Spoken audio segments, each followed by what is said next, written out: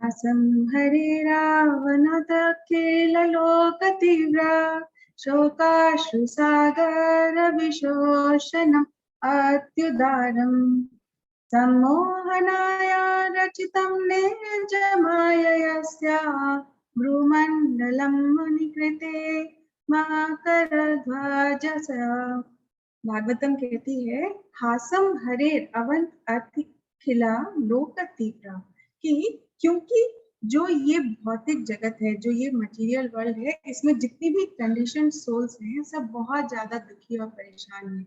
तो दुखी होने की वजह से क्या होता है, इतनी जो इंटेंस ग्रीफ होती है उसकी वजह से वो बहुत आंसू बहाते हैं और उन आंसुओं के कारण यहाँ पे दुख का सागर बन गया है। लेकिन उस दुख के सागर को हम किस तरह कम कर सकते हैं? तो भागवतम कहती है, आसम हरे अवनाथ खिलोक तीव्रा शोकाश्रु सागर विशोषणम अत्युदारम। तो भागवतम कहती है कि जो श्री हरि हैं, जो परम पिता परमेश्वर श्री कृष्ण हैं, उनको जो पूर्णतया समर्पण करते हैं, जो उनके नाम का जप करते हैं, जो those who completely surrender to lord Shri Hari, तो उन श्री हरि की एक स्माइल से, एक मुस्कान मात्र से जो ये दुख के सागर हैं, इसको सुखाया जा सकता है। सिर्फ उनके नाम का जप करने से, उनकी जो मधुर मनोहरी मुस्कान है, वो इस पूरे जगत के दुख के सागर को सुखा सकती है। तो अब आप सोचो, ऐसा मकान मालिक आपको कहीं मिलेगा? वो कह रहा है कि आप बस एक बार मेरा नाम लो, फिर आप चाहे मुझे भूल भी जाओ, मैं नहीं भूलूंगा। ना आपको रेंट देने की जरूरत है, ना आपको बिजली का बिल देने की जरूरत है, सिर्फ आओ, बैठो और नाम जप करो। इसके अलावा कहीं भी जाओ, कोई रोक टोक नहीं है। तो अब ये जानना जरूरी है कि ये मकान मालिक रहता कहाँ।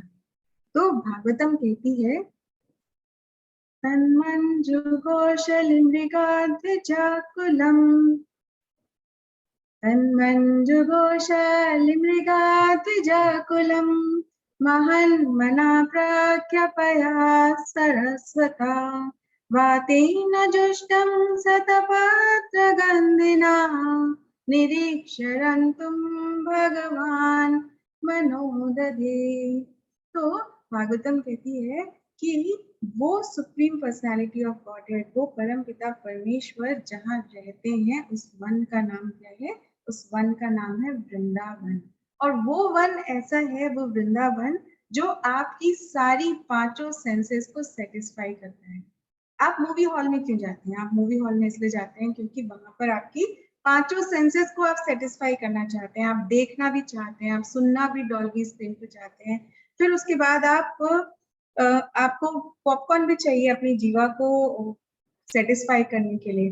तो ये सारी जो चीजें हैं, ये क्षण भंगुर हैं, लेकिन जो वृंदावन है वो इटर्नली आपकी सारे सेंसेस को सेटिस्फाई करता है। कैसे? क्योंकि सबसे पहला है कान, श्रवण। श्रवण का बहुत महत्व है। जैसे हम कहते हैं, जब आप सुनते हैं तो विद फेथ आप सुनिए।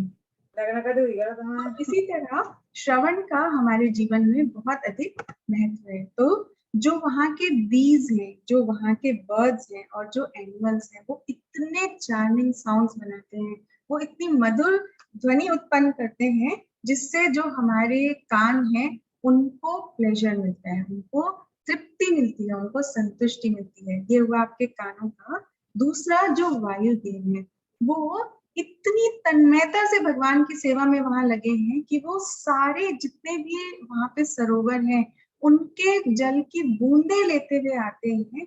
और जो भी वहां से पथिक गुजरता है, जो भी वहां से भक्त गुजरता है, उसके शरीर को छूते हुए जाते हैं।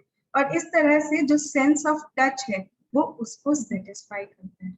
उसके बाद जो आपने अगर कमल के फूल देखे हैं, तो 10 पत्रों के या 20 पत्रों के जो पेटल्स के आपने देखे होंगे, लेकिन यहाँ भागवतम कहती है वृंदावन धाम में 100 पेटल, 100 जो उसके पत्र हैं, वैसे कमल के फूल खिलते हैं। और उन कमल के फूलों की जो सुगंध है, वो बहुत ही मिठास से भरी होती है। और जब वो सुगंध लेके वायुदेव आपके शरीर को छूते हुए जाते हैं, तो वो आपके जो जीवा है उसको भी तृप्त करते हैं। जैसे आप मिठाई की दुकान के सामने से गुजर रहे हो और कुछ हलवाई गरम गरम तल रहे हैं, तो उससे आपके मुंह में पानी आ जाता है। क्योंकि आप वो चीज का भोग करना चाहते हो। और यहाँ आप वहां खड़े हो तो वो वायुदेव जो वो कमल के पुष्पों की सुगंध लेकर आते हैं, उससे हमारी जीवा, हमारी जो खाने की जो आसक्ति है उसको तृप्ति मिलती है। और उसी प्रकार उसमें सुगंध इतनी ज्यादा होती है कि वो हमारे जो सूंघने की शक्ति है वो उसको भी सेटिस्फाई करती है। इस तरह से ये जो डिफरेंट जो चीजें हैं ये सब मिलके इतना मधुर मनोहारी दृश्य उत्पन्न करते हैं कि ये हमारे नयनों को भी, हमारी जो इंद्रियां हैं आंखें, वो उनको भी तृप्त करती है। तो अभी ये वो स्थान है जहां जाने का हम सोचना चाहते हैं। अभी तो हम सोचने तक भी नहीं पहुंचे, हम सिर्फ सोचना चाहते हैं। तो इसी तरह हमें ये समझना चाहिए कि जब हम प्रयास कर रहे हैं तो हमें सर्वप्रथम जो मन है, क्योंकि जो ये सारी हमारी आशाएं इच्छाएं हैं कि हमारी सारी इंद्रियां तृप्त हो जाएं और हम जीवन में प्रत्येक जो सुख है उसका भोग कर पाए, इन सब का जो मेन कारण है, जो मेन रीजन है, वो है हमारा मन। तो अभी हमें ये अध्याय 6 ध्यान योग में प्रवेश करने से पहले हमें ये समझना होगा कि जो ये पांचों इंद्रियां हैं ये ही रिस्पॉन्सिबल है किसी भी जीवात्मा के उत्थान या पतन के लिए, राइज या फॉल के लिए। अगर ये नियंत्रण में है, अगर ये नियंत्रित है, तो कैसे नियंत्रित होगी? अगर हम निरंतर उन भगवान के मुखमंडल का स्मरण करेंगे जो स्वयं कमल स्वरूप है, और हम स्वयं को जप के माध्यम से वृंदावन के उन खूबसूरत वातावरण में विचरण करने देंगे, तो भौतिक जगत, मटेरियल वर्ल्ड की जो आकर्षण है, जिनको हम कहते हैं कि भौतिक आकर्षण है, वो हमारी इंद्रियों को परेशान या उनको एंशियस नहीं करेंगे। क्योंकि जब ये इंद्रियां संयमित होंगी, जब ये इंद्रियां कंट्रोल्ड होंगी, तो वो they are full of spiritual bless and lord's beauty. और फिर जब जिस जगह पर जब उत्तम सुख, उत्तम सौंदर्य हमारी इंद्रियों ने चख लिया, तो वो इस जगत की छोटी मोटी चीजों से कैसे आकर्षित होंगी। तो ये समझना चाहिए हमें सर्वप्रथम कि मन के हारे हार है और मन के जीते जीत है, राइट। तो एम्स के डॉक्टर्स ने एक बार रिसर्च किया। उन्होंने क्या किया, सेम पेशेंट्स को 50% को शुगर कैंडी दे दी और 50% को मेडिसिन दी। आप जानते हैं उसका रिजल्ट क्या हुआ? उसका रिजल्ट ये हुआ कि जिनको शुगर कैंडी दी थी उन्होंने आके डॉक्टर से कहा कि आपकी दवाई तो बहुत अच्छी थी, उसने असर करना शुरू कर दिया।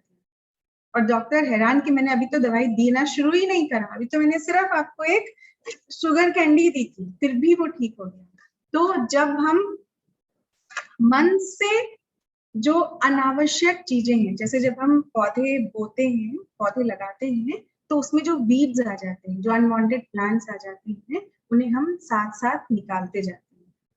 नहीं तो जो हमारा मेन पौधा है, तो हमारा जो मेन लक्ष्य है कि हमें परम धाम गोलोक धाम पहुंचना है, वो लक्ष्य जो है उससे हम भटक जाएंगे। तो इसलिए जो अनवांटेड थॉट्स हैं, जैसे व्हाट्सएप है, इंस्टाग्राम है, फेसबुक है, कि अभी हम कथा सुन रहे हैं तो कैमरा ऑफ है, चलो साइड में फोन खोल लेते हैं, चलो इससे इधर बात भी करते रहते हैं, ये बोल रहे हैं इनको भी सुन लेते हैं। तो इस तरह तो हम अगर करते हैं तो हमारा ध्यान भंग हो जाता है। तो सर्वप्रथम सबसे जरूरी है हियरिंग, श्रवण करना। जब हम ध्यान से श्रवण करते हैं तो हम ध्यान योग के पथ पर आगे बढ़ सकते हैं। तो आज का सत्र भगवत गीता अध्याय 6 और ध्यान योग। इसमें सर्वप्रथम भगवान अर्जुन से कह रहे हैं,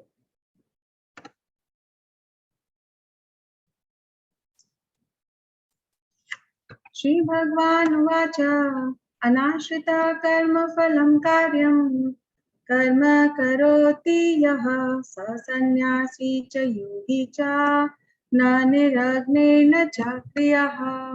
तो भगवान अर्जुन से कहते हैं कि जो पुरुष अपने कर्म फल के प्रति अनासक्त है और अपने कर्तव्य का पालन करता है, वो ही असली सन्यासी और योगी है, क्योंकि 5वें अध्याय में अर्जुन कहते हैं कि मैं सन्यास लूं या मैं कर्म करूं, क्योंकि भगवान ने पहले उनसे कहा सन्यास लेने और फिर कहा कि कर्म फल जो है उनके प्रति आसक्ति छोड़ने के लिए। तो अर्जुन उनसे प्रश्न पूछते हैं और भगवान अध्याय 6 में उसका कंटिन्यूएशन में उत्तर दे रहे हैं कि जो कर्म छोड़ देता है और वो असली सन्यासी या योगी नहीं है।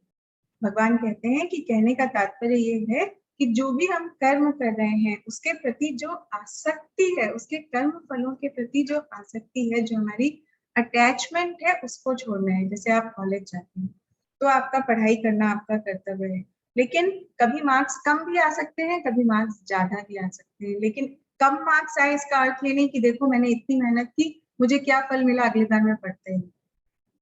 तो यहाँ भगवान कहते हैं कि जो भी नियत फल आपको मिल रहा है उसमें संतुष्ट रहना सीखें और आगे के लिए कार्यरत रहें।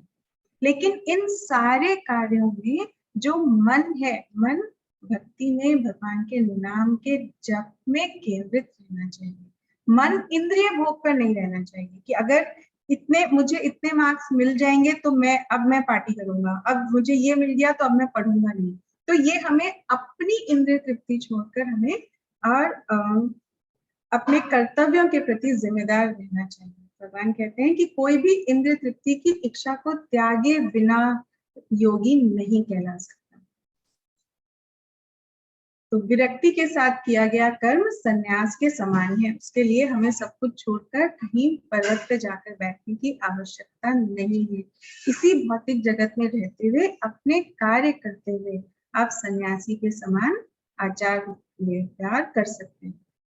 तो जो योग होता है, तो उस योग में 8 स्टेजेस होते हैं। जैसे वो स्टार्ट होता है यम से, यम नियम आसन प्राणायाम प्रत्याहार धारणा ध्यान और उसके पश्चात है समाधि।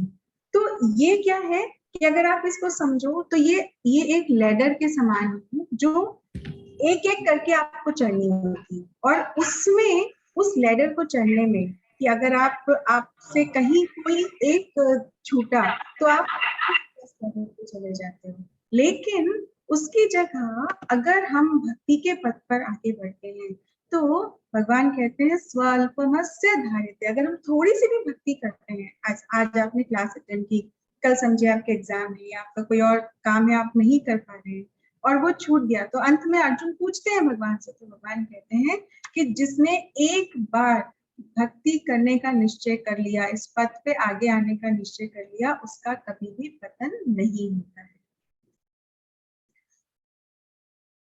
तो इसमें आपको जानने की आवश्यकता ये है कि जो योग है, योग करके हम क्या करते हैं, हम मनोरंजन करते हैं अपना कि हाँ हमने योग किया, हमने अपने शरीर को फिट रखा, लेकिन मन की सफाई करके अपने मन में विभिन्न जो इच्छाएं हैं, अपने मन में जो हमारे जो बीज को हमने पाला हुआ है, जो मेन लक्ष्य है वो कहीं साइड में हो गया है, जो पौधा है वो कहीं साइड हो गया और जो बीज है हम उनको फीड करते जा रहे हैं। तो जो वो बीज हैं उनको सफाई करके हमें क्या करना चाहिए, मनः मंजन करना चाहिए। तो जिसका मन नियंत्रित नहीं है तो वह आत्म साक्षात्कार नहीं कर सकता। और भगवान कहते हैं ये मेरा मत है कि जो मन को मेरे ध्यान में केंद्रित कर लेता है उसकी सफलता ध्रुव है। तो उसके लिए सर्वप्रथम ये है कि हमें डाउट नहीं रखना चाहिए, संशय नहीं रखना चाहिए कि संशय आत्मा कुतो सुखा। भगवान कहते हैं कि जिसके मन में डाउट है, जिसके मन में शक है, उसको सुख की प्राप्ति ना इस जगत में ना उस जगत में नहीं हो सकती है। तो पहला चीज है विश्वास, फेथ, और दूसरा है कि आपको डाउट, संशय को अपने हृदय में जगह नहीं देनी। तो अब यहाँ पर हम आज के टॉपिक पर आते हैं। इसमें भगवान अर्जुन से कह रहे हैं उत्थरेतात्मन आत्मानं न आत्मनम अवसादये आत्मैहि आत्मनो बन्धुः आत्मैरिपुरात्मनः। तो यहाँ भगवान कह रहे हैं कि जो मन है वो ही कारण है जो हमें प्रगति की ओर ले जाता है। अगर हम मन को केंद्रित करते हैं तो मन ही है जो जो बुद्धि के साथ मिलकर हमें सफलता की दिशा दिखाता है। लेकिन अगर हम बुद्धि को मन के वशीभूत होने देते हैं तो वो ही मन हमें पतन की राह पर ले जाता है। मन तो करेगा ही कि चलो हम आज मूवी देखें, कल एग्जाम है ना, कल सुबह एग्जाम है, अभी 3 घंटे की मूवी देख लेते हैं, उसके बाद आके पढ़ लेंगे। लेकिन बुद्धि क्या है, अगर हम बुद्धिशाली हैं, अगर हम चाहते हैं कि मन को सही दिशा में ले जाएं, तो हम बुद्धि का प्रयोग करके उस थॉट को, उस विचार को नकार देंगे कि वो पहला, वो पथ भक्ति के पथ में आगे बढ़ने में सहायक नहीं है। दूसरा, इस भौतिक जगत में भी रहने के लिए उस पथ पर जाने से हमें हानि हो सकती है। तो इस प्रकार अगर आप मन की तुलना आप आग से करें, तो हिंदी में एक कहावत है कि जो आग है वो एक सुगढ़ नौकरानी है परंतु क्रूर मालकिन है। उसका तात्पर्य, उसका मीनिंग ये है कि आग अगर कंट्रोल में रहे, आप किचन में गैस जलाते हैं, स्टोव जलाते हैं, तो अगर वो कंट्रोल में रहे तो वो आप उससे खाना बना सकते हैं जो पोषण देता है, हम सबके जीवन का संचार होता है। तो लेकिन वही आग अगर नियंत्रण से बाहर हो जाए तो वो सब कुछ जलाकर तहस नहस कर सकती है। तो यही मन की स्थिति है। और आगे भगवान कहते हैं, जिसने मन को जीत लिया, बंधुरात्म आत्मनस्तस्य येन आत्मैव आत्मन जितः अनात्मनस्तु शत्रुत्वे वर्तेतात्मे शत्रुवत्। कि जिसने मन को जीत लिया, मन उसका सर्वश्रेष्ठ मित्र है, किंतु जो ऐसा नहीं कर पाया, उसके लिए जो मन है वो सबसे बड़ा शत्रु बना रहेगा। जैसे आप सोचो, आप क्या करते हो, आप न्यू ईयर का रिजोल्यूशन बनाते हो कि बस आज मौज मस्ती, आज मस्ती कर लेते हैं, कल से हम क्या करेंगे, कल से हम ये करेंगे, हम सबसे पहले जिम जाएंगे, मॉर्निंग वॉक जाएंगे, पढ़ाई करेंगे, कॉलेज सीरियसली जाएंगे। लेकिन क्योंकि संयम और नियम को आपने आज अपने जीवन में स्थान नहीं दिया, तो वो जो कल है उस दिन भी जो मन है वो आपको सीरियस नहीं होने देगा। तो उसके अगले दिन सुबह क्या होता है, कल कहा था ना, कल से सीरियस हो। जो हमारी भाषा है हिंदी, वो इतनी मधुर है कि अगर उसके डीप रूट्स में जाओ तो वो आपको उत्थान भी, और उसी के माध्यम से आप अपने पतन के राह पे भी चल सकते हो। तो वो कहते हैं कि कल कि जो बीता कल है उससे आने वाला कल सुधारो, उससे सीखो और सुधारो। लेकिन हम क्या करते हैं, हम उसको उसको बहाना बना के, उसको एक एक्सक्यूज के माध्यम से यूज करते हैं और भोग में इतने व्यस्त हो जाते हैं, because we want to enjoy, we want to lord over the material nature. तो इसलिए उस भोग की कामना के कारण, उस लॉर्डशिप के जो इच्छा है, जो डिजायर है, उसके कारण क्या होता है, जो समय है, कृष्ण आगे बताएंगे अध्याय 10 में कि स्वयं कृष्ण ही समय है। तो जो समय है वो किसी के लिए नहीं रुकता, वो समय रेत की तरह हाथ से फिसल जाता है। लेकिन हम उसी आज और कल के भोग विलास में फंसे रहते हैं, लेकिन हमसे भोग करना नहीं छूटता, वो बहुत मुश्किल है। तो फेसबुक, अगर किसी से कह दो कि आज फेसबुक नहीं देखना है, तो उन्हें लगता है मैं तो जगत से दूर हो जाऊंगा, जगत से नाता टूट जाएगा, मुझे लोग पहचानेंगे कैसे, जानेंगे कैसे, राइट। तो आचार्यगण कहते हैं, मैंने लेक्चर में सुना, प्रभु जी कह रहे थे कि कर अग्रे वसता लक्ष्मी, पहले ऐसा सुबह उठ के बोला जाता था, अभी क्या हो गया है, कर अग्रे वसता फेसबुक, कर मध्य क्या हो गया, व्हाट्सएप। तो अभी हमारा जीवन जो है वो फेसबुक, व्हाट्सएप, ट्विटर, इनमें फंस कर रह गया है। सुबह उठकर हम मंगला आरती करने की जगह हम सुबह उठ के सबसे पहले फोन देखते हैं, ये चेक करने के लिए कि रात को कितने मैसेज मिस हो गए या कितने मिस्ड कॉल मिस हो गए। तो हमने अपने जीवन को कृष्ण केंद्रित करने की बजाय हमने अपने जीवन को मोबाइल केंद्रित कर लिया है। और भगवान स्वयं कहते हैं, तुम मेरा भजन करो और मैं मन को वश में कर लूंगा, उसके लिए तुम्हें कुछ करने की आवश्यकता ही नहीं है।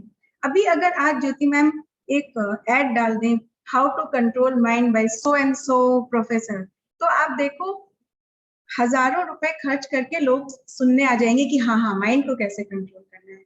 और अगर हम क्योंकि वो नियम का पालन नहीं करना चाहते, सबको शॉर्टकट चाहिए कि किसी तरह कि हम, अगर हम कहें हमें 100वीं मंजिल पर जाना है और तो वो जल्दी जल्दी दौड़ के, वो इसका भी इंतजार नहीं करेंगे कि एस्केलेटर है वो ऊपर गया है या लिफ्ट है वो ऊपर गई है वो नीचे आएगी भी तो आप उसमें जा सकते हैं, नहीं, उनको तुरंत कि बस अभी ये पहले ये मिल जाए, ये मन कंट्रोल हो जाए, उसके बाद हम सब करते रहेंगे। लेकिन जब तक हम अपने जीवन में विश्वास और श्रद्धा और अपने जीवन को कृष्ण केंद्रित नहीं बनाएंगे, तब तक मन को वश में करना बहुत मुश्किल है। तो जैसे आप यहाँ एक चित्र देख सकते हैं, जैसे चाबी है, तो जो ये चाबी है इससे हम ये समझ सकते हैं, इसी चाबी से दरवाजा लॉक भी होता है और इसी तरफ चाबी से दरवाजा खुलता भी। तो ये आपके ऊपर है कि आप उसका किस तरह प्रयोग करते हैं। मन को आप बुद्धि के वश में होने देते हैं या बुद्धि से मन को कंट्रोल करके आप कार्य करते हैं।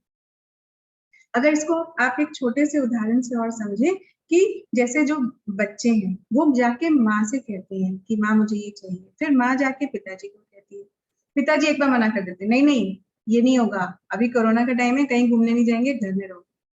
फिर बच्चे फिर दोबारा आते हैं, माँ फिर दोबारा आती है, फिर धीरे धीरे माँ के बार बार कहने से पिताजी कहते हैं अच्छा ठीक है कर लो तुम्हें जो करना है, करेक्ट। तो अब ये जो बच्चे हैं ये इंद्रियां हैं, ये वो अनकंट्रोल्ड सेंसेस हैं जिन्हें जो भी मटेरियल अट्रैक्शन दिख रहा है इन्हें उसको चाहिए। ये जाके मन को कहते हैं जो माँ है, और जो माँ है वो जाके बुद्धि से कहती है, और बुद्धि बार बार उस पर जब नॉक होता है, जब उस पर बार बार हथौड़ा पड़ता है, तो जो बुद्धि है वो मन के आगे सरेंडर कर देती है कि फाइन। तो जिस क्षण बुद्धि मन के आगे सरेंडर करती है उस क्षण हमें समझ लेना चाहिए कि हम अपने सफलता के मार्ग से 2 कदम पीछे हैं। उसके पश्चात आप देखो यहाँ पर हमने एक शिप का चित्र लगाया है। तो जो टाइटैनिक था, तो अगर मैं आपसे पूछूं कि टाइटैनिक कैसे डूबा, तो आप सब कहोगे क्योंकि टाइटैनिक आइसबर्ग से टकराया इसलिए वो डूब गया। अब आप सोचो कि लोग कहते हैं कि टाइटैनिक में पानी अंदर आया इसलिए वो डूब गया, तो टाइटैनिक में पानी तो पहले भी था, हाथ धोने का पानी, नहाने का पानी और बर्तन धोने का पानी, कितने पीने का पानी, कितने सारा पानी उसके अंदर था, तब तो वो नहीं डूबा। एक एक आइसबर्ग के टकराने से बाहर से पानी आया उससे वो कैसे डूब गया? क्योंकि अगर हम इसको तथ्यों से समझें तो जो अंदर पानी था वो नियमित था, वो कंट्रोल्ड वाटर था, और जो बाहर से आ रहा था वो अनकंट्रोल्ड वाटर था। तो इसी तरह जब हम अपने जीवन को अनकंट्रोल्ड, अनियमित, बिना किसी नियम के हम जीना चाहते हैं, तो उस पथ पर न तो शांति है और न ही योग के माध्यम से सफलता का कोई ओर या छोर है। तो कभी कभी हम ये सुनते हैं कि जो ज्ञान है वो बलवान है, या फिर जो इसी तरह जैसे हमको समझना चाहिए, जैसे रावण है, रावण बहुत बलवान था, करेक्ट, लेकिन तो भी जो बलि था, जो उसने क्या किया, उसने बाली ने क्या किया, उसने एक बार रावण ने आके उसको कहा कि मुझे तुमसे युद्ध करना है, तो जो बाली था उसने क्या किया, उसने रावण को कहा अभी रुको मैं कुछ कर रहा हूँ उसके बाद युद्ध करेंगे, लेकिन रावण तो रावण है, उसने कहा पेशेंस है, उसने कहा नहीं अभी करना है। तो बाली ने क्या करा, उसने रावण को बाजू में दबाया, और जो सातों महाद्वीप है वो बंदर था, तो वो उसका योगाभ्यास क्या था, उछल कूद करना, तो उसने रावण को बाजू में दबाया और सातों द्वीपों पे कूदने लगा। तो ये उस और वो ही बाली एक असभ्य व्यवहार के कारण, एक नियमों का पालन न करने के कारण वो भगवान राम के हाथों मारा गया। तो इस तरह आपको ये समझना चाहिए कि जो मन है वो निरंतर प्रहार करता है कि मैं दुखी हूं, मैं किसी को बताऊंगा नहीं, मैं मदद नहीं दूंगा। भगवान स्वयं कहते हैं कि जरूरत पड़े तो हम वानरों की भी मदद ले सकते हैं, कि जरूरत पड़े तो हमें गुरु की, जो गुरु परंपरा में प्रामाणिक गुरु है उनके माध्यम से हमें जीवन के सही मार्गदर्शन मार्ग को चुनना चाहिए। और सबसे सर्वोत्तम उच्च मार्ग क्या है, हमें श्रील प्रभुपाद की किताबों का श्रवण और पठन करना चाहिए। यहाँ आप देख सकते हैं ये शरीर का रथ है, तो इसमें जो शरीर का रथ है इसमें आचार्यगण कहते हैं कि जो इंडिविजुअल है, जो आप हैं, वो उस रथ में सिर्फ एक पैसेंजर की तरह बैठे हुए हैं, और जो आप ये घोड़ा गाड़ी देख रहे हैं ये आपका शरीर है, और जो घोड़े हैं वो सेंसेस हैं, वो इंद्रियां हैं, और जिस रस्सी से उन्हें खींचा जा रहा है वो मन है, और जो आपको वहां बैठा हुआ दिख रहा है वो बुद्धि है। तो अब इस पिक्चर से आप खुद ही अंदाजा लगा सकते हैं कि अगर बुद्धि जो है वो लगाम को खींचती है तो इतनी ऊंचाई से भी वो जो गाड़ी है वो विभिन्न मुश्किलों का सामना करते हुए वो सफलता तक पहुंच सकती है। लेकिन अगर उस लगाम को छोड़ दिया जाए और उन्हें उन घोड़ों के भरोसे छोड़ दिया जाए तो ये रथ कहाँ जाएगा, इसका अंदाजा आप स्वयं लगा सकते हैं। तो आगे भगवान कहते हैं जिसने मन को जीत लिया है उसने पहले ही परमात्मा को प्राप्त कर लिया है। हम पहले दिन से कह रहे हैं कि जीवन का परम लक्ष्य इस मटेरियल वर्ल्ड में छोटी छोटी खुशियां प्राप्त करना नहीं है। जीवन का अल्टीमेट गोल है is to achieve love of God है। और भगवान कहते हैं जिसने मन को जीत लिया उसने तो भगवान को पहले ही प्राप्त कर लिया है, क्योंकि वो किसी भी परिस्थिति में, चाहे वो सफल हो असफल हो, चाहे उसे मान मिले चाहे अपमान मिले, वो किसी भी परिस्थिति में एंशियस नहीं होता है। आगे भगवान कहते हैं ज्ञान विज्ञान तृप्तात्मा कूटस्थो विजितेंद्रिया, कि जो ज्ञान है, ज्ञान आपने प्राप्त किया, उस ज्ञान को जब आप अप्लाई करते हैं, व्यवहार में लाते हैं, तो वो ज्ञान जो है वो विज्ञान में परिवर्तित हो जाता है। जब तक हमने जो सीखा हम उस पर एक्ट नहीं करते तब तक हम उसका लाभ नहीं उठा सकते। तो चाहे वो कंकड़ हो, पत्थर हो या सोना हो, जब हम उस सब को एक समान देखने लगते हैं, क्योंकि हमने उच्च धाम, उच्च स्थान के दर्शन किए हैं, हमने उस गोलोक धाम के दर्शन किए हैं जहाँ 100 पत्रों वाला कमल का पुष्प खिलता है, और उस कमल के पुष्प के मध्य में एक सोने का सिंहासन है जिसमें श्रीमती राधा रानी और कृष्ण निवास करते हैं। तो जब हमने उसके दर्शन कर लिए, जैसे कहते हैं ना कि अगर कोई के हम स्विट्जरलैंड जाए, हमने अल्टीमेट ब्यूटी के दर्शन कर लिए, अब हम ये सब यहाँ आसपास जाके हम क्या करेंगे। तो उसी तरह जब हमने उस धाम के दर्शन कर लिए जो सुंदरता की पराकाष्ठा है, अल्टीमेट ब्यूटी है, तो फिर हम बाकी किसी भी चीज से हमारा मन जो है वो विचलित नहीं होता। और यही सबसे सुदृढ़ और सुगढ़ माध्यम है अपने मन को वश में करने का। तो सबसे बड़ा शत्रु है, क्योंकि इसमें क्या हो जाता है कि आत्मविश्वास की कमी हो जाती है, भरोसे की कमी हो जाती है, हम बीमारियों के शिकार हो जाते हैं। तो इसलिए हमें जो मन है उसे अपना मित्र बनाते हुए अपने, जब आप, अगर आप कहो कि आप मन को मारो, तो कभी कभी क्या होता है जब हम पानी को दबाते हैं एक जगह से, आपने किसी पेपर में, किसी प्लास्टिक में अगर आपने पानी लिया और आप उसको समतल करने की कोशिश कर रहे हैं, तो आप यहाँ से दबाएंगे तो वो दूसरी जगह से उठेगा ही उठेगा, ऐसा नहीं कि वो सब जगह से सेम ही रहेगा। तो इसी प्रकार जब हम भावनाओं को दबाने का प्रयास करते हैं तो वो कभी ना कभी वापस प्रहार करती है। इसलिए हमें उन्हें दबाने की बजाय उन्हें ज्ञान के माध्यम से सही दिशा में लगाना चाहिए। तो योगारूढ़ स्तर में जो हम अभ्यास करते हैं उसमें इस तरह से बताते हैं आचार्यगण कि हम किस तरह, अगर कोई जंगल में जाकर और वहां पर आप ध्यान लगाने की कोशिश करते हो, तो ध्यान लगाना इतना आसान नहीं है। वहां तरह तरह के, अगर मान लो एक रिंग आ गई, आपने फोन रखा और एक रिंग आ गई, तो आप पूरा जंगल छान मारोगे देखने के लिए कि अब मुझे इसका कनेक्शन कहाँ पर मिलेगा। तो उसी तरह अगर आप अपने टेरेस के गार्डन पर योगा कर रहे हो, तो भी किसी पड़ोसी के घर में एम्बुलेंस आके रुकी, सामने वाले के घर में 4 गाड़ियां आके रुकी, उसके यहाँ कौन आया, यहाँ क्या हुआ, किसी बगल वाले टेरेस पे ही फोन बज गया, इसके यहाँ बड़े फोन आते हैं, इसका किसका फोन आ रहा है। तो इस तरह जो योग यम नियम, जो ये साधन है, ये इनको अपनाना बहुत कठिन है।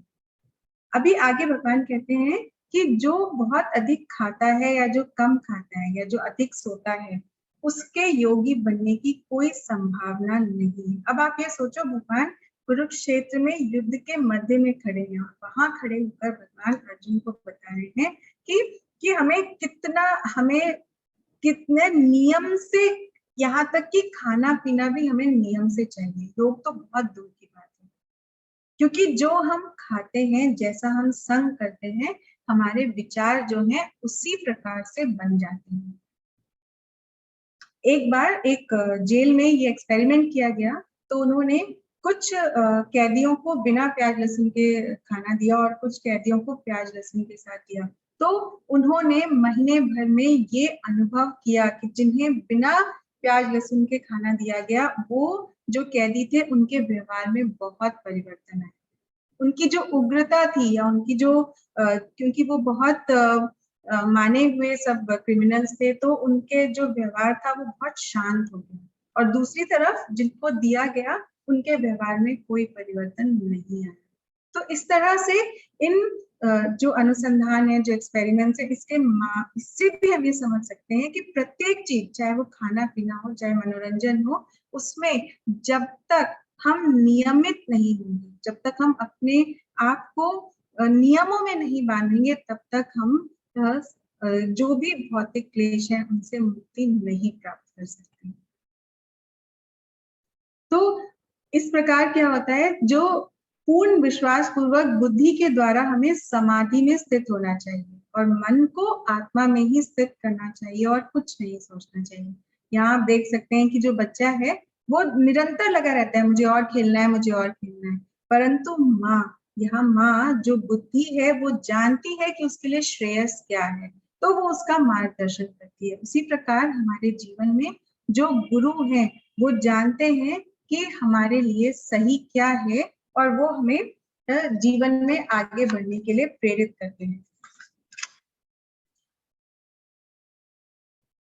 अभी आगे अर्जुन कहते हैं कि जो आपने योग्य पद्धति है, जो उसका वर्णन किया, वो मेरे लिए संभव नहीं है, क्योंकि मन जो है वो बहुत चंचल है। ये भगवत गीता का बहुत ही महत्वपूर्ण श्लोक है और बहुत ही इम्पोर्टेंट श्लोक है, जिसमें अर्जुन कहते हैं, चंचलम ही मनः कृष्ण प्रमाथि बलभद्रम तस्याहम निग्रहम मन्ये वायुरिवासु दुष्करम।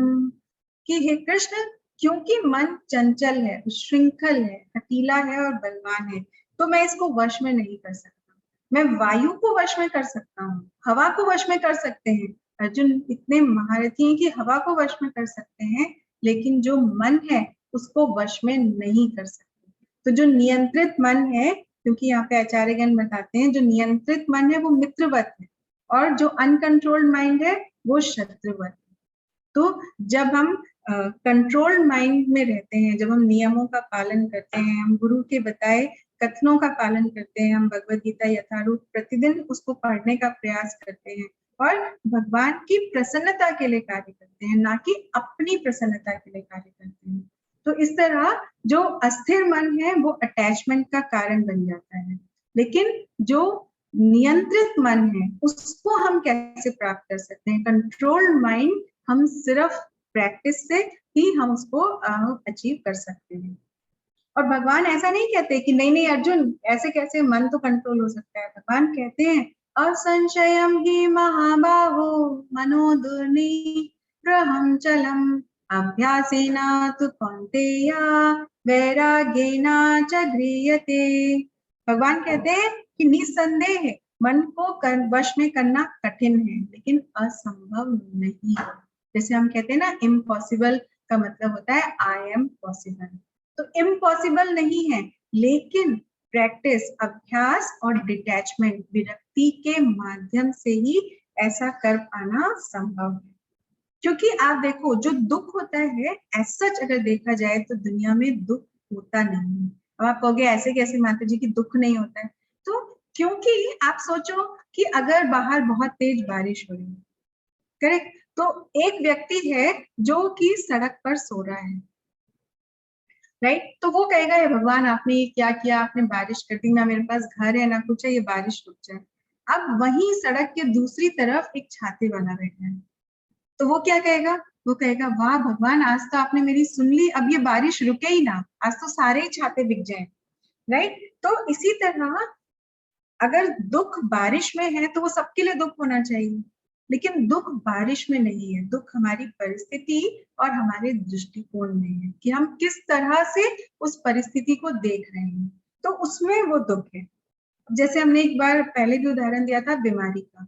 अगर कोई बीमार होता है तो जो बीमार व्यक्ति है उसके लिए बहुत बड़ा दुख का कारण है, लेकिन जब वो डॉक्टर के पास जाता है, डॉक्टर ऊपर से कहता है हाँ हाँ आइए हम आपको ठीक कर देंगे, पर अंदर से तो उसको लगता है कि हाँ ठीक है ये बीमार हो रहा है तो दुकान तो मेरी तभी चलेगी। आप सोचो वो डॉक्टर्स ने 6 साल एमबीबीएस किया, पढ़ाई की, उसके बाद वो डॉक्टर बना इसी उम्मीद में कि हाँ मैं लोगों को इलाज करके, तो लोग पहले बीमार होंगे तो इलाज होगा ना। तो शिला प्रभुपाद कहते हैं इसीलिए हम मंदिर बनवा रहे हैं, ताकि उन मंदिरों में आकर आप, क्योंकि आप बीमार होते हैं हॉस्पिटल जाते हैं तो आपका हार्ट ट्रांसप्लांट कर दिया जाता है, आपका जो भी और चीजें ट्रांसप्लांट कर दी जाती हैं, लेकिन जब हम मंदिर जाते हैं तो नेचुरल रूप से, प्राकृतिक रूप से, कुदरती रूप से आपके जो हृदय है उसमें जितने भी अटैचमेंट्स हैं, जितने भी वैराग्यपूर्ण जो भाव हैं, उन सबको शनै शनै धीरे धीरे भजन के माध्यम से धो दिया जाता है। क्योंकि भगवान कहते हैं सर्वस्य चाहम हृदि सन्निविष्टो मत्तः स्मृतिर्ज्ञानमपोहनम च। मैं सबके हृदय में निवास करता हूँ। और जब हम भगवान के नाम का श्रवण कीर्तन करते हैं, शृण्वतां स्वकथां कृष्णा पुण्य श्रवण कीर्तन, जब हम भगवान के नाम के पुण्य श्रवण कीर्तन करते हैं, धुनोति शमलम कृष्णा हृदि अंतस्थो हि सुहृद सताम। वो सुहृद सताम, वो जो सबके स्वामी हैं, जो सबके प्रति दयालु हैं, वो भगवान हृदय में रहते हुए धुनोति शमलम, जो भी हमारे हृदय में इच्छाओं के पहाड़ हमने जन्मों जन्मों से जमा किए हैं, जिसके कारण हम इस भौतिक शरीर में बंधते जाते हैं, वो भगवान हृदय में रहते हुए उन्हें स्वयं ही धो देते हैं। तो हम भगवान का ध्यान कैसे कर सकते हैं, मन को नियंत्रित कैसे कर सकते हैं?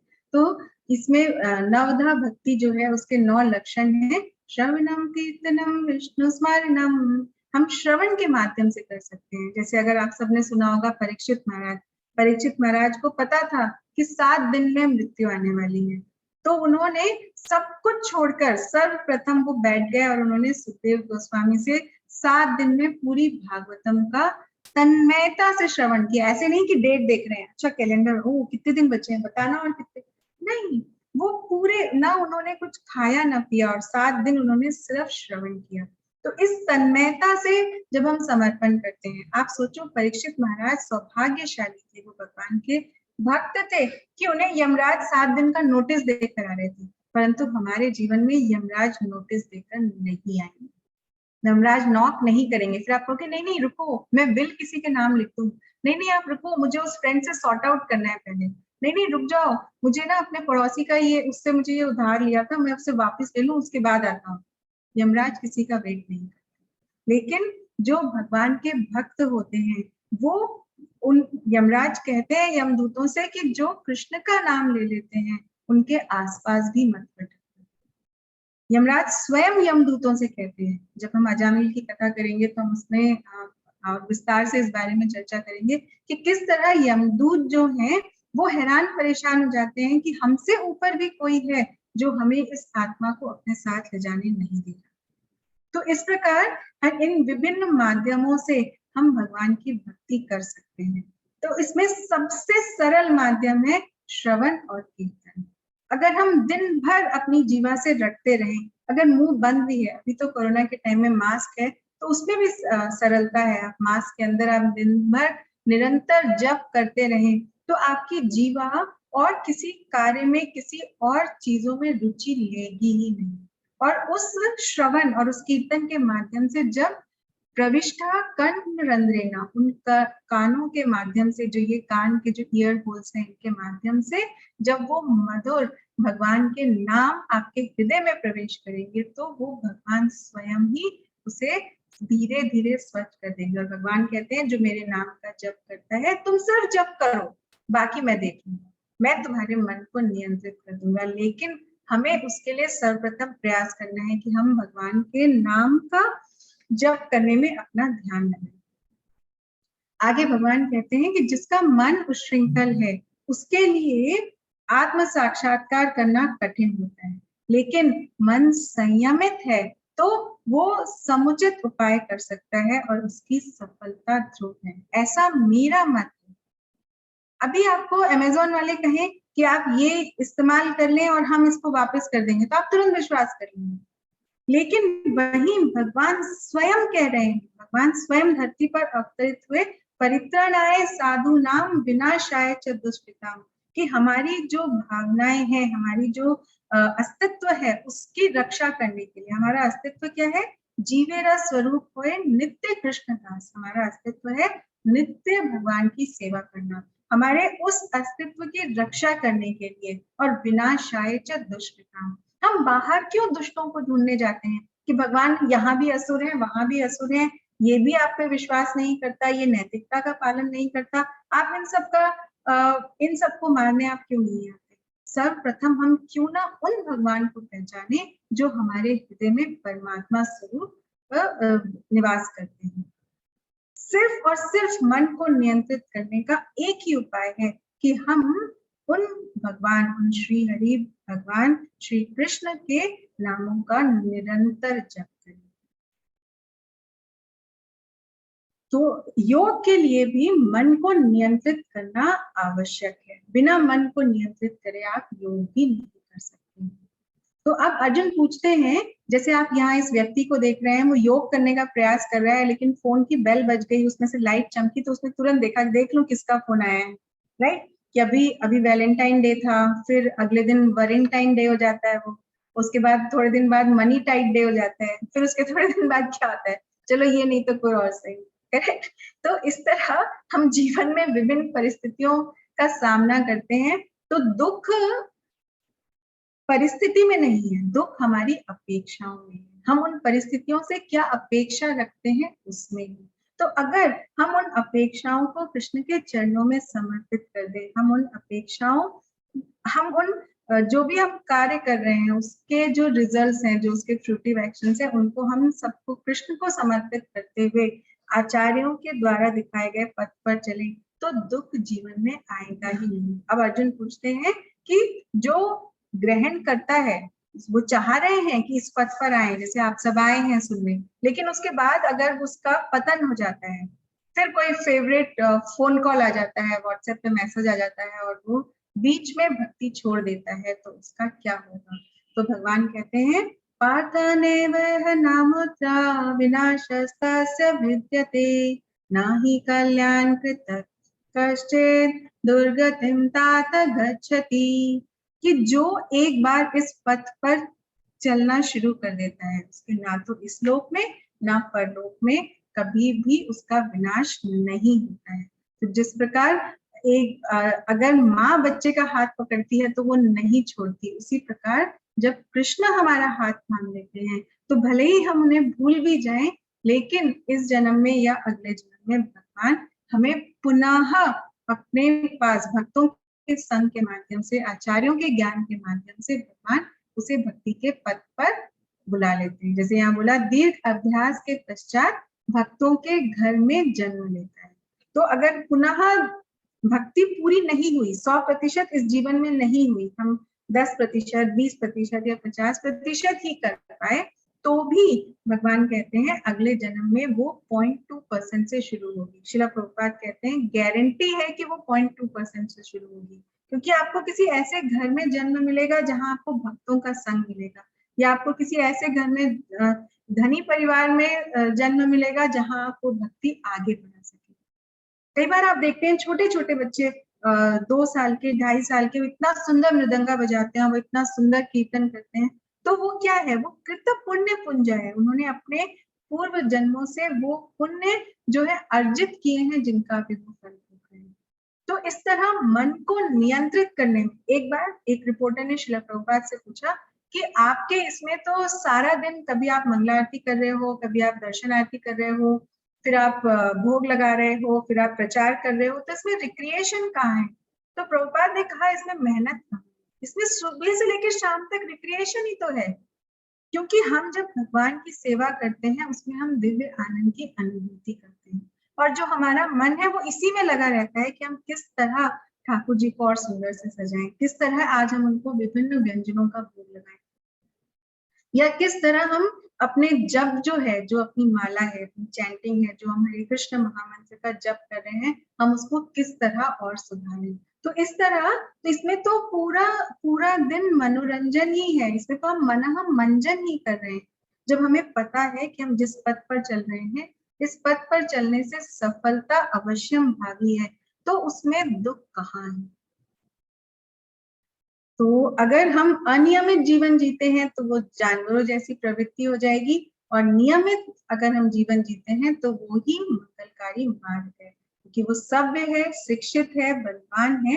उसमें हम ज्ञान को विज्ञान में परिवर्तित करते हुए और उसके माध्यम से हम अपने मन को नियंत्रित करने का प्रयास करते हैं। तो जो भक्ति योग है वो सर्वोच्च है। अभी भगवान ने आपको कर्म योग बताया चैप्टर 3 में, फिर उन्होंने ज्ञान योग बताया, उसके बाद उन्होंने दिव्य ज्ञान बताया, और फिर अभी इस अध्याय में हमें ध्यान योग, बुद्धिमत्ता के बारे में बताया गया।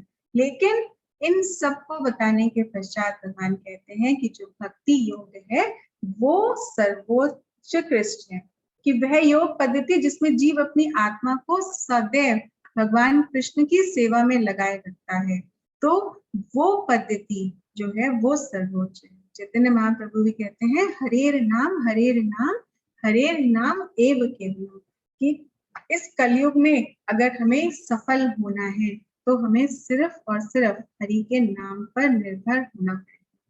यहाँ भगवान कहते हैं योगी नाम अपि सर्वेषां मद्गतेनांतर आत्मना श्रद्धावान भजति यो माम समे युक्त तमो मतः, कि सारे योगियों में जो अत्यंत श्रद्धा पूर्वक, हमने क्लास शुरू करी थी फेथ से, विश्वास से, तो भगवान उसके अंत, इस क्लास के अंत में आखिरी श्लोक में भगवान कहते हैं श्रद्धा पूर्वक अंतःकरण में, अपने मन में, अपनी चेतना में जो मुझे रखता है, और अपनी चेतना मतलब अपनी कॉन्शियसनेस को कॉन्शियसली रिवाइव करता है towards Krishna consciousness, because as the rays of sun are part and parcel of sun, and without sun they have no identity.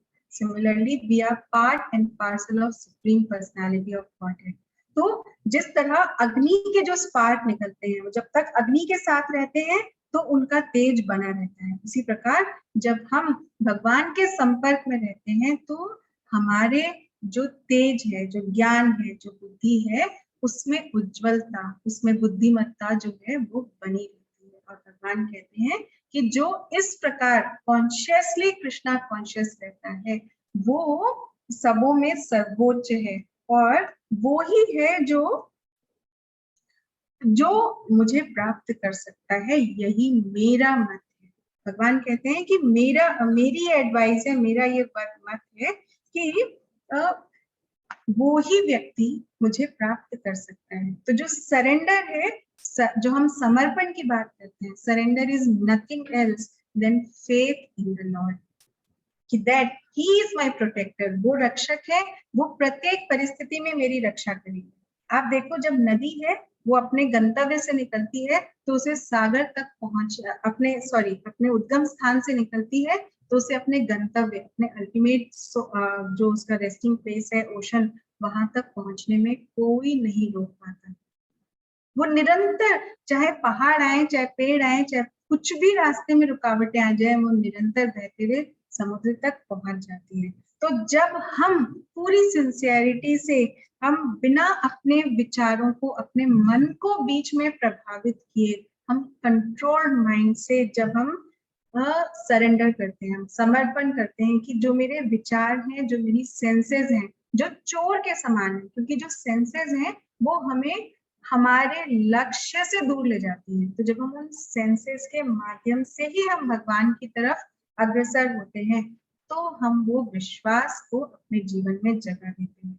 और जब वो विश्वास जो है वो हम तभी आता है जब हम स्क्रिप्चर्स पढ़ते हैं, जब हम श्रील प्रभुपाद द्वारा दिए गए ज्ञान को प्राप्त करके उस पर एक्ट करने की, उसे विज्ञान में परिवर्तित करने का प्रयास करते हैं, क्योंकि उसी फेथ, उसी विश्वास से हमें ज्ञान, वो नॉलेज है। और जो मटेरियल वर्ल्ड है, जो भौतिक जगत है, इसमें जितने भी वर्ल्ड हैं और जितने भी संख्या हैं, ये सब हमारे ज्ञान के शस्त्र के माध्यम से इन सबको हम काट कर निरंतर आगे बढ़ सकते हैं। और जब हम इस पथ पर आगे बढ़ते हैं तो वो हमें सेटिस्फेक्शन, वो हमें तृप्ति प्रदान करती है, और तब हम आत्म संतुष्टि का अनुभव करते हैं, जिसके लिए हम इस मन को नियंत्रित करना चाहते हैं। तो मन को नियंत्रित करने का प्रयास न करते हुए अगर हम मन को सिर्फ और सिर्फ प्रभु की सेवा करने में लगाएं, हम अपने दैनिक जीवन के कार्यों को करते हुए हम मन से भगवान के नाम का निरंतर श्रवण कीर्तन करें, तो हम इस ज्ञान को प्राप्त कर सकते हैं। तो ये आज का ध्यान योग था। इसी भक्ति वेदांत स्वामी श्रील प्रभुपाद की जय, भगवद गीता की जय, समस्त भक्त वृंद की जय। All glories to assembled devotees of Krishna. Hare Krishna. Hare Krishna. Hare Krishna. Thank you everyone for joining. Hare Krishna. Hare Krishna. Hare Krishna. Hare Krishna. आज की कोई रियलाइजेशन, आज का कोई प्रश्न,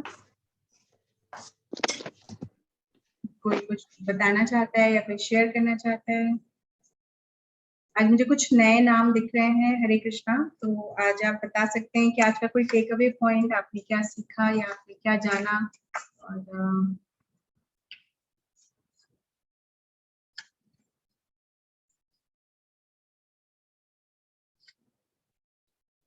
कोई भी अपना टेक अवे पॉइंट, आपको क्या अच्छा लगा, कुछ शेयर करना चाहते हैं?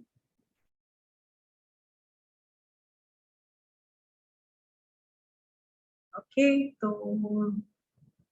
कल सेम टाइम सेम प्लेस और अध्याय 7 में हम जानेंगे कि किस तरह, आज हमने भक्ति का ओवरव्यू देखा कि भक्ति करने से क्या होता है, लेकिन भक्ति क्या है और भक्ति किस तरह की जानी चाहिए, ये हम आगे आने वाले अध्याय में। तो आप सबका ज्वाइन करने के लिए बहुत शुक्रिया। हरे कृष्णा। श्रील प्रभुपाद की जय। हरे कृष्णा। हरे कृष्णा। अदिति, आज कोई टेक अवे पॉइंट नहीं है? है। बताओ। मेरा टेक अवे, हरे कृष्णा। हाँ अदिति। मेरा टेक अवे पॉइंट था कि भक्ति में जब हम श्रवण और कीर्तनम करते हैं तो ध्यान से करना चाहिए, ना कि हम यहाँ सुन रहे हैं और हमारे पास कुछ और काम होने को है, क्योंकि वरना पूरा ध्यान नहीं होता। करेक्ट। थैंक यू अदिति, कि हम जब भक्ति करें, जैसे हम बाकी कार्य करते हैं कि हम पूरा उसी में घुस जाते हैं, तो उसी प्रकार जब हम अपनी चैंटिंग करें, अपनी जप माला करें, तो हमें पूर्णता श्रद्धा पूर्वक उसी में ध्यान मग्न होकर करना चाहिए। ऐसे हमें दिन भर में हम कभी भी जप कर सकते हैं और हमें दिन भर करते रहना चाहिए, लेकिन वो कुछ क्षण जो हम निकालते हैं कि हमें ब्रह्म मुहूर्त में या हमें सुबह के समय भगवान के नाम का जप करना है, उस समय हमें निरंतर प्रभु का नाम लेना चाहिए और सिर्फ पूरे ध्यान से वो ही लेना चाहिए, फोन को बंद करके रख देना चाहिए। Thank you. हरे कृष्णा। हितैषी। हरे कृष्णा। हरे कृष्णा टीचर। हरे कृष्णा। कोई टेक अवे पॉइंट बेटा? Definitely, like today when you talked about मन को अपने मन को संतुलन में रखना and that, I think like I really want to learn how to control my mind, and I definitely like I sometimes I really can't do that. So I'm going to try my 100%, and I have to keep my mind under control. Definitely, like especially when right now I don't have any studies to do, so my mind is yawning everywhere. It's crazy. So yeah, I think that is my takeaway point for today. Nice. But it's good, at least you are controlling your mind, you're coming for classes regularly, you're trying to listen, hear and follow them. That's very nice. So, अगर आप ऐसे ही सुनते रहोगे whenever you think your mind is taking you haywire or somewhere, you just pick up Bhagavad Gita, read any one shloka, just try to understand word to word meaning. You have started reading Sanskrit so nicely, so you can just pick up any shloka and then you can, right? माता जी, Hare Krishna. हाँ जी निलेश भाई। हरे कृष्ण माता जी। Yes, thank you. माता जी, onion और garlic के बारे में मुझे पूछना था, मतलब ये मांसाहार में तो नहीं आते ना? एक्चुअली ओनियन और गार्लिक जो है वो हम, आप देखो जैसे अगर हम नव दुर्गा भी करते हैं, राइट? हमारे इंडिया में बहुत कॉमन है नव दुर्गा करना, करेक्ट? तो अगर हम उस समय भी करते हैं तो हम भगवान को, जिसको हम शुद्ध सात्विक भोजन कहते हैं, उसमें हम ओनियन गार्लिक ऐड नहीं करते, क्योंकि जो ओनियन और गार्लिक है उसको, अगर उसकी आप पौराणिक कथाओं में जाएं तो उसमें कहते हैं कि जो गाय के गोखुर होते हैं तो उनको जब ऐसे आजकल जो लोग कट कर देते हैं तो उसका जो शेप होता है वो ओनियन का शेप है, तो उसे आप मांसाहार नहीं कह सकते, लेकिन उसको खाना वर्जित है। तो और इसमें जो हम ये कृष्ण भावनामृत में जब हम पालन करते हैं या जब हम भगवद गीता का अनुसरण करने का प्रयास करते हैं तो 9वें अध्याय में भगवान कहते हैं पत्रम पुष्पम फलम तोयम यो में भक्त्या प्रयच्छति, राइट? तो भगवान ने तो वहां नहीं कहा प्याजम लसनम, वही भगवान कह सकते थे मासम प्याजम लसनम यो में भक्त्या प्रयच्छति। तो भगवान कहते हैं सिर्फ थोड़ा सा जल, एक पुष्प या एक पत्ता, जैसे तुलसी पत्ता, और आप जो भी आपकी सक्षमता के अनुसार आप मुझे अर्पित करते हैं उसे मैं ग्रहण करता हूँ। तो इसलिए, और हम जब हम भागवतम पढ़ते हैं तो भागवतम में भी जो नियम दिए गए हैं, जो 4 धर्म के जो 4 पिलर बताए गए हैं, जिनको प्रभुपाद ने इस्कॉन का भी पिलर बनाया, तो उसमें भी ये लिखा है कि हमें मांसाहार इंक्लूडिंग ओनियन एंड गार्लिक नहीं करना चाहिए। और माता जी, मैंने ऐसा सुना था कि जो मिल्क होता है तो वो भी मांसाहार में आता है, तो उसे भी ग्रहण नहीं करना चाहिए। जो शुद्ध मांसाहारी बनते तो उन्हें दूध का भी भोग करना नहीं चाहिए। दूध, क्योंकि जो दूध है उसको आप समझो कि वो पोषक तत्व है, राइट? तो उसका क्यों नहीं करना चाहिए, इसका बहुत डिटेल में तो मुझे नहीं पता, लेकिन हाँ उसको पोषण का एक माध्यम माना जाता है और उसको ग्रहण करना वर्जित है, ऐसा तो मतलब जो मैंने भागवतम पढ़ी है या जो मैंने भगवद गीता पढ़ी है उसमें ऐसा नहीं लिखा गया। ऐसे आजकल नहीं, भागवत में नहीं था वो, मुझे मैंने आचार्य प्रशांत जी करके इंडिया में, तो वो भी मतलब गाइड करते, तो उन्होंने बोला था कि हमें मांसाहार छोड़ देना चाहिए और मांसाहार में दूध वगैरह ये सब आता है। दूध हाँ, तो कह रहे हैं कि दूध को मांसाहार मानते हैं तो छोड़ देना चाहिए। नहीं, मांसाहार नहीं। तो वो पूछ रहे हैं कि उनको कोई गुरुजी हैं, उन्होंने बोला कि उसको मांसाहार मानते हैं। मैंने कहा ऐसा भागवत में नहीं, ऐसा नहीं है। कृष्ण खुद ही गाय चराते थे, दूध पीते थे और खाते थे, कृष्ण मांसाहार खाते नहीं। तो वेगन नया ट्रेंड है। मैंने भी कहीं और नहीं सुना है, खाली वो जो आचार्य है ना उनसे सुना था। नहीं, आचार्य से पूछना पड़ेगा कि कहाँ लिखा है शास्त्रों में, कि अगर आप पढ़ेंगे वो बोलते हैं कि जैसा मांस किसी प्राणी के अंदर का होता है तो उसी तरह दूध भी उससे होता है। हिसाब से तो माँ का दूध भी फिर अंदर का ही होता है, तो फिर मांसाहार हो गया। माँ का दूध भी नहीं पीना चाहिए फिर बच्चे को। गौ को माँ बोलते हैं, दूध पीते हैं। मांसाहार अगर अंदर का है तो फिर माँ का भी तो और मांसाहार ही करता है। नहीं, मैंने तो ये क्वेश्चन उनको बोला था माँ का, तो उन्होंने मुझे बोला था कि ये जो दूध होता है वो शरीर से होते हुए आता है, तो एक प्रकार से वो शरीर का एक पार्ट हुआ, मतलब शरीर से होता है तो मांस से निकल के आता है। सेम अप्लाई हुआ ना, सेम ही हुआ ना। जैसे गाय, अगर गाय से निकल के आ रहा है वो भी अंदर से निकल के आ रहा है, माँ के अंदर से निकल के आ रहा है, शरीर का ही पार्ट है। तो आचार्य किस परंपरा में है और कहाँ से वो बोल रहे हैं उसको समझना पड़ेगा। इसीलिए हम जैसे बार बार कहते हैं कि गुरु परंपरा में प्रामाणिक गुरु के माध्यम से ही हमें ज्ञान अर्जित करना चाहिए। ऐसे तो पूरे विश्व में बहुत सारे गुरु हैं, बहुत सारे लोग हैं जिनको ज्ञान होता है और वो ज्ञान देते हैं, लेकिन ये हम पर निर्भर करता है कि हम कितने बोनाफाइड स्पिरिचुअल मास्टर को फॉलो करना चाहते हैं। जैसे हम शिला प्रभुपाद का बताते हैं, आप सबसे शेयर करते हैं, तो वो गौड़िया वैष्णव संप्रदाय में चैतन्य महाप्रभु के उसमें अगर आपके पास भगवत गीता यथारूप है तो उसके शुरू के पृष्ठों में दी गई है पूरी गुरु परंपरा की श्रृंखला कि किस प्रकार चैतन्य महाप्रभु के बाद षट गोस्वामी, उसके बाद भक्ति विनोद ठाकुर, उसके बाद भक्ति सिद्धार्थ सरस्वती ठाकुर और फिर शिला प्रभुपाद। तो गुरु परंपरा में जो ज्ञान दिया जाता है उस ज्ञान की महत्ता और उस ज्ञान की प्रामाणिकता जो है उस पे हमें विश्वास करना चाहिए। मांसाहार सिंपली किसी को मार के खाते हैं वो मांसाहार नहीं, तो प्याज लहसुन का पूछ रहे थे। प्याज लहसुन अलग चीज है, वो मांसाहार नहीं है, लेकिन हर चीज अब अगर आप जैसे फॉलो करते हैं, कई लोग फॉलो करते हैं नौ दुर्गा वगैरह और ये सब, उसमें फिर प्याज लहसुन नहीं खाते हैं, क्यों नहीं खाते हैं? वो सात्विक है, तो मन को कंट्रोल करने के लिए बहुत चीजें हैं, प्याज लहसुन उसमें आती है, मन को एजिटेट करती है। जैसे अगर आगे अभी हम 16-17 चैप्टर में कई पुराणों में लिखा हुआ है इसके बारे में, अगर आपको डिटेल चाहिए लहसुन प्याज के बारे में और डिटेल्स तो वो दे सकते हैं, लेकिन इट्स नॉट मांसाहार, but it is not good for mode of goodness. मतलब अगर हमको आगे स्पिरिचुअल लाइफ में प्रोग्रेस करना है तो आप अपने ही देखेंगे, अपने बुजुर्गों को देखें, पूर्वजों को देखें, तो कोई नहीं लहसुन प्याज घर में नहीं आता था, क्यों नहीं आता? हम लोग इतने फेस्टिवल रखते हैं उसमें 9 दुर्गा वगैरह, उस 9 दिन को फिर प्याज लहसुन क्यों नहीं? आई थिंक नीलेश जी आपके कुछ प्रश्नों के उत्तर मिल गए होंगे।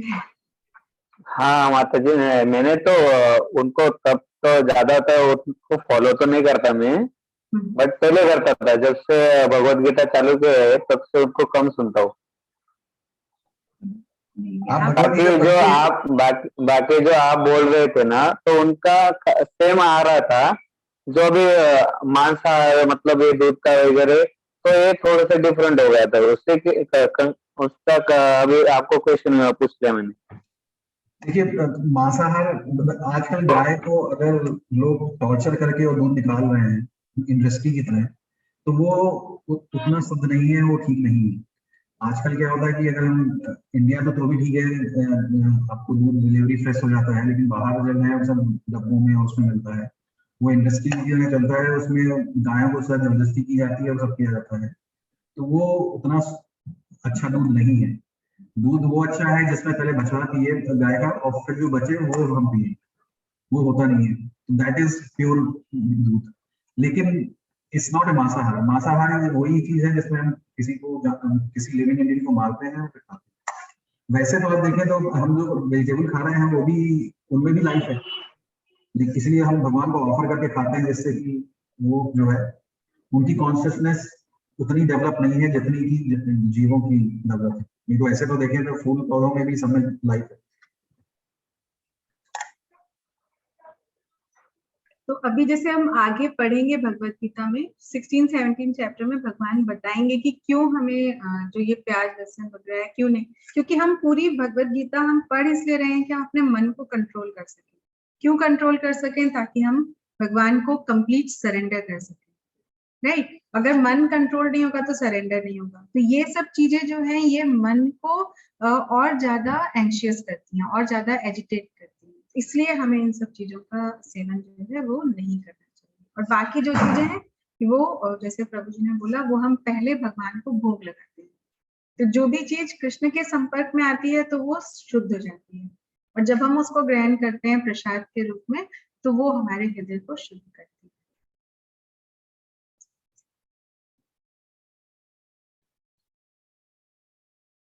और कोई प्रश्न है किसी का? हरे कृष्णा। विपिन, हरे कृष्णा। हरे कृष्णा अनुप्रिया। हरे कृष्णा। कैसी लगी क्लास? हाँ बहुत अच्छी है। चलो गुड। अब प्लीज डेली आना, कंटिन्यू। जी जरूर जरूर। तो और ये आप लिंक चाहे तो आप और लोगों को भी फॉरवर्ड कर सकते हो। आज तो 6 चैप्टर ही हुआ है, कभी हम कंटिन्यू करेंगे 18 चैप्टर तक। अच्छा। तो आप जिसको भी चाहे आप इनवाइट कर सकते हैं, आप चाहे तो अपने पेरेंट्स को भी और जिसको भी ज्वाइन करना है और भी किसी फ्रेंड को ज्वाइन करना है या जरूर। लेकिन ज्वाइन, क्योंकि अभी हम ये सर्टिफिकेट कोर्स कर रहे हैं तो कई बार अच्छा। लोगों को होता है कि हमें सर्टिफिकेट चाहिए, तो चाहे वो इसी उसमें आए लेकिन एटलीस्ट वो सुनेंगे तो वो आगे कुछ अच्छा ही सीख के जाएंगे। हाँ जी, वो आपके एक्चुअली पास, सॉरी, टेक अवे जरूरी है। I mean, कोई भी मैं एक्चुअली मैं बिट्स एंड पीसेस में देखता हूँ अच्छा, यूट्यूब वीडियोस में वगैरह वगैरह। ओके, तो मैं बिट्स एंड पीसेस में मतलब सुना हूँ या फिर फॉलो करता हूँ, बट अभी चैप्टर वाइज सुन रहा हूँ, तो इट्स गुड एक्चुअली। हाँ अच्छा है ना, क्योंकि जो पीछे के 5 चैप्टर छूट गए तो कृष्णा विलिंग हम कभी बाद में उनको दोबारा सुन लेंगे, हाँ जी, है जरूर। ना। अभी यहाँ से हम आगे सुनते हैं और Okay. प्लीज डेली आओ और जरूर। अब स्किप नहीं करना। हाँ जी। ठीक है, थैंक यू। आपके पास भगवत गीता है यथारूप? हाँ, बहुत है, बुक तो नहीं है मेरे पास। अच्छा, तो आप कहाँ पर हो अभी? मैं हैदराबाद में। हाँ, तो वहाँ तो आपको आराम से मिल जाएगा, वहाँ तो अपने इस्कॉन का मंदिर है, आप ऑनलाइन हाँ। भी मंगा सकते हो। तो उससे अच्छा। क्या होगा ना कि एटलीस्ट डेली आप एक श्लोक भी पढ़ोगे, जो भी हम चैप्टर कर रहे हैं, जिसका भी मैं कहती हूँ कि ये महत्वपूर्ण है, ये इम्पोर्टेंट श्लोक है, तो वो हाँ। अगर आप, यहाँ इतना समय नहीं होता कि हम उसका पूरा पर्पट और तात्पर्य सब कुछ पढ़ पाए, तो हम Correct. बहुत शॉर्ट में, पूरा चैप्टर 1 घंटे में कवर करना है तो हम बहुत शॉर्ट में कवर करते हैं। तो लेकिन Okay. अगर आपके पास बुक होगी तो आप रिलेट कर पाओगे कि हम क्या बोल रहे हैं। तो संस्कृत, आपने तो सब संस्कृत पढ़े हुए हैं शास्त्री सर से, तो संस्कृत का श्लोक आप पढ़ ही सकते हो, और नहीं भी तो अपने कभी हम साथ में अगर और भी मतलब कहने का मतलब ये था कि अगर और भी कोई 3-4 फ्रेंड्स हैं जिनको पढ़नी है तो हम चैप्टर 1 से शुरू कर सकते हैं, जहाँ हम श्लोक पढ़ सकते हैं, और वो हम 1 घंटा आप लोगों के टाइम से, इंडिया टाइम से जो भी कन्वीनियंट टाइम है उसमें निकाल के कर सकते हैं। ये 18 दिन का कोर्स होने के बाद, जरूर। ठीक है। Thank you for joining, thank you so much. Thank you. Hare Krishna, Hare Krishna, Hare Krishna, Vandana Mata ji.